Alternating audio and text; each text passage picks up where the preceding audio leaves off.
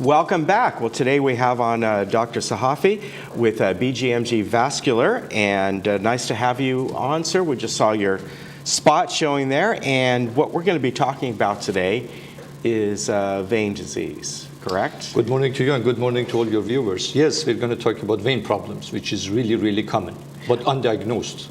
You know, when we think of vein disease, and even in the spot we just show, is it primarily in the legs, but can it happen on your arms and other areas as well, as far as the type of disease that you handle? Yeah, no, you don't have usually varicose vein problem in the arms. Okay. Those are mostly lower extremities problem.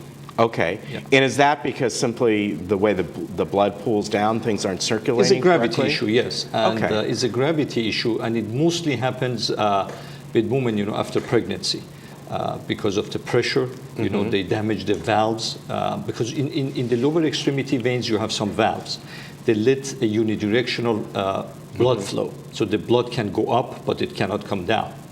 And what we call the muscle pump in the legs when you walk, when those muscle contracts, they push the blood up.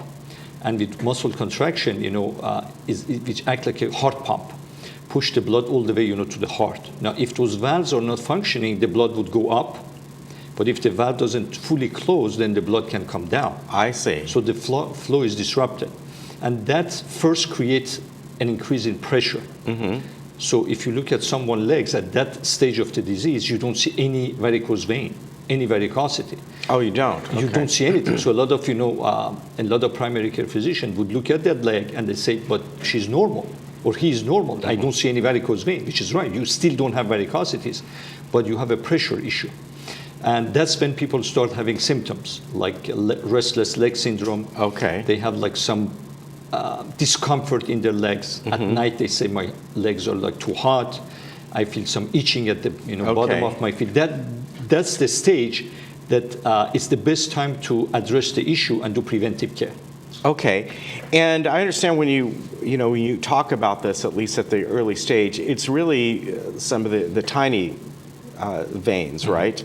The ones that feed into the central system? Exactly. Those are called superficial veins. You also have deep veins. Deep veins have valve too, but you don't close the deep veins because you need them. Right. And between the superficial system and the deep system, you have what is called perforators that connect them. In those perforators, you also have valves.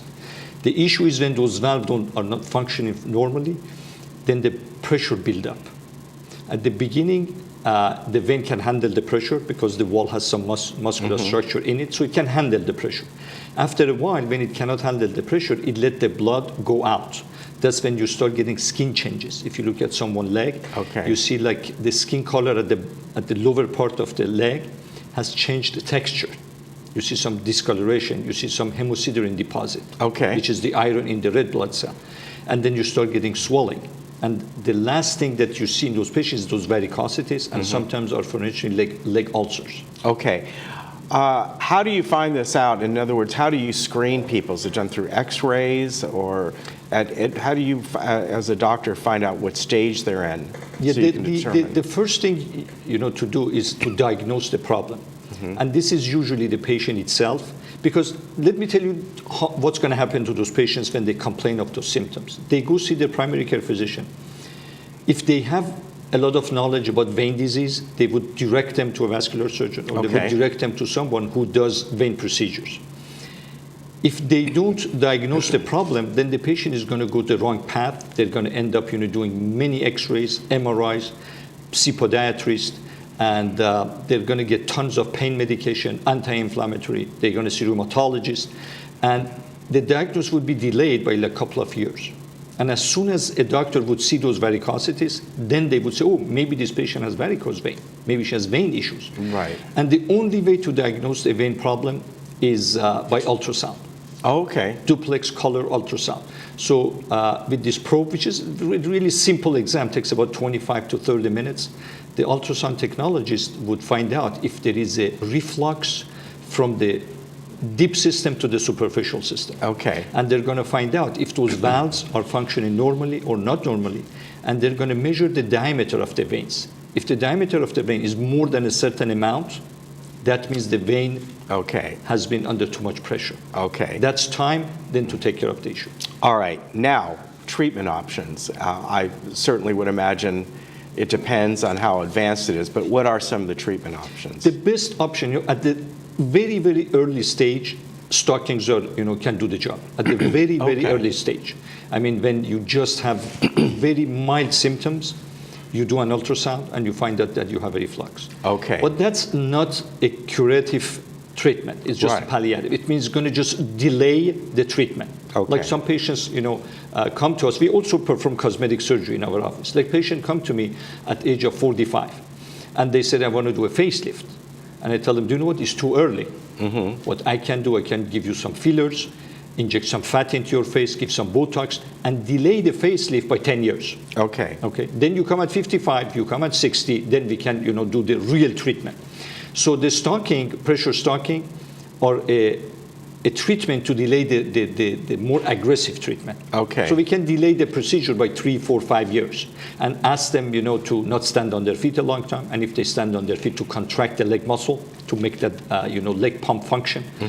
We can ask them, to, when they lie on bed, to have the leg like, 4 or 5 inches above their heart level. Okay. So these are, preventive measures. But when it comes to the treatment, the surgical treatment, which I don't want to call it surgical because there's no incision involved. Okay. So under ultrasound guidance with a needle, we insert the vein, and through different techniques, we kind of ablate that vein. Now it can be through heat, which is the laser, and radio frequency. It can be through chemical ablation, which is called MOCA. Or Clarivein. Okay. And then there is also another technology which just got FDA approved about a year ago, which is a glue, and it's called Venacil. So you go inside the vein, you insert the glue inside the vein, and it collapses and closes the vein. Now, each of those techniques have their advantages and disadvantages. They have their advantages and disadvantages. Okay. And obviously, because these are little tiny micro veins, it's not something that if you close off is going to have any ill effect. No, absolutely not, Okay. because your body can regenerate new veins, new healthy veins, to redirect the blood flow to the deep system. So those veins are functional, but as soon as they become diseased, it's better to get rid of them. Okay. What about, because this is a medical procedure, is there insurance coverage? Of course, majority of PPO insurances, they cover these procedures. Medicare also cover that procedure, and they have different codes for different technology that is used for the treatment. Okay, so that's something that some people want to check out for sure. Oh yeah, definitely, it's covered by most of the insurance I know. And of course, how the insurance is. People sometimes have deductible or Right. pocket. They have to, Sure. cover those parts. But as soon as those part of the fees are covered, the insurance covers the treatment. Yes. Okay, so obviously the first thing is to get screening, and for most people that would mean, unless they have a PPO, they have to go to their primary first and let them know, even though you may not see anything, I'm having some discomfort here, I'd like to have Not necessarily. They can come to us directly. Oh, they can? Oh Okay. yes, and then we can, of course, when they come for a consult, first we discuss their problem and the treatment options, and then we schedule them for an ultrasound, which is Okay. usually a week later. Okay. The ultrasound, as I said, take about 30 to 45 minutes. A full, leg screening, vein mapping. We call it the vein mapping. About 30 minutes to 45 minutes. When the diagnosis is made, then we discuss the treatment option, how many times they have to come, because we can. Let's say they have like 4 diseased veins. We cannot do all at the same time. We usually Okay. do one vein at a time. So we make a treatment schedule. They come 1, 2, or 3, or 4 times. And if they are perforators, they have to come more often. Okay. So it's an ongoing process, and they have to follow up with ultrasound every 3 months, because sometimes new disease vein can come up. Okay, very good. Where are you located? We are in the city of Lake Forest. Lake Forest. Okay, so just right up Very the street close, there. yes.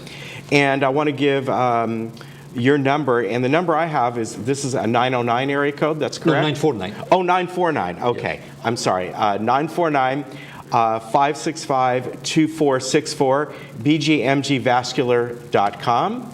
And thank you for coming on. Oh, it was my Great pleasure. information. Thank you very much for inviting me. Good to meet you. Thank you. And we'll be right back.